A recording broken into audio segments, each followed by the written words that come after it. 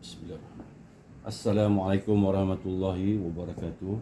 InsyaAllah tuan-tuan dimulakan Allah SWT, pada pagi ini saya nak tunjukkan sedikit tips atau petua lah untuk menghilangkan batuk-batuk kita, batuk yang berlendir lama.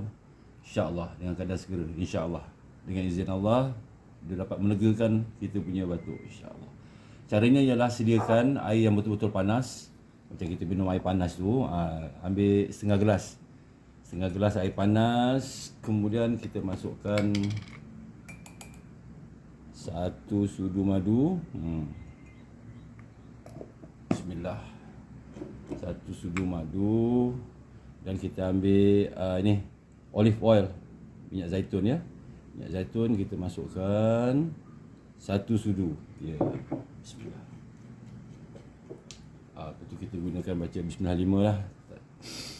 Bismillahirrahmanirrahim. Bismillahirrahmanirrahim. Bismillahirkafi. Bismillahirmu'afi. Bismillahirladzi la yadurru ma'asmi syai'un fil ardi wala fis sama'i wa huwas samiul alim. Bismillahirrahmanirrahim. Alhamdulillahi rabbil alamin. Arrahmanirrahim. Maliki yaumiddin. Iyyaka na'budu wa iyyaka nasta'in. Iyyaka na'budu wa iyyaka nasta'in. Iyyaka na'budu wa iyyaka nasta'in. Ihdinas siratal mustaqim, siratal ladzina an'amta 'alaihim ghairil maghdubi 'alaihim waladdallin. Amin. Wa nunazzilu minal qur'ani ma huwa shifaa'un wa rahmatun lil mu'minin wa la yazidu adh-dhalimina illa khusara.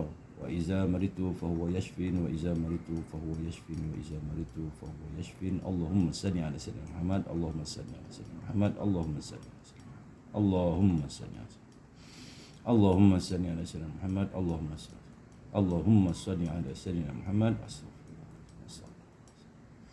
Kemudian kita doalah betul-betul, mohon pada Allah SWT, mudah-mudahan Allah SWT dengan izinnya, dia yang bagi sembuh, dia yang bagi sihat, dia yang bagi sakit, minta mohon kepada dia, insyaAllah. Bismillahirrahmanirrahim.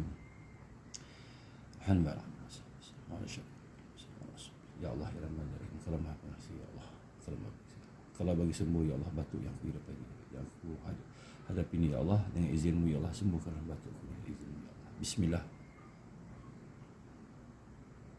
Alhamdulillah. Bismillah. Alhamdulillah. Bismillahirrahmanirrahim.